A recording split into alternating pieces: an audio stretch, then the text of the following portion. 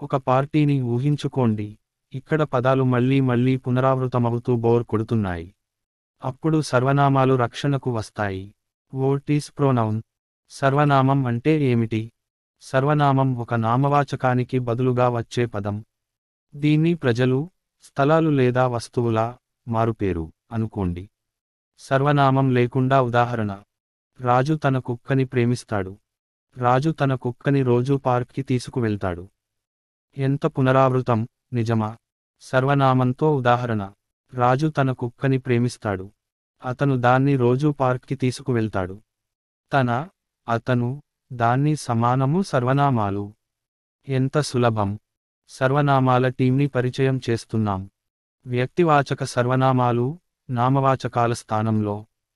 నేను, నీవు, అతను, ఆమె, అది, మనం, వారు.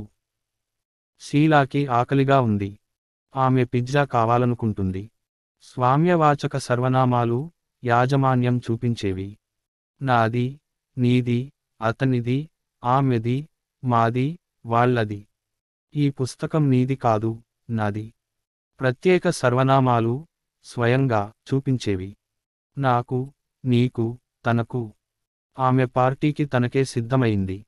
సూచక సర్వనామాలు, చూపించేవి. ఇది, అది, ఇవి, అవి. ఇది నా అభిమాన గీతం. సంబంధ సర్వనామాలు, కలిపేవి. ఎవరు, ఏది, అది. పందెంలో గెలిచిన అమ్మాయి నా స్నేహితురాలు. సర్వనామ ట్రిక్, రీప్లేస్ టెస్ట్. ఏదైనా నామవాచకాన్ని అతను, ఇది, వారు, అతనిది అని మార్చగలిగితే అది సర్వనామం. పిల్లి, అది, మియావ్ అన్నది. రవి మరియు ప్రియా, వారు, నృత్యం చేశారు.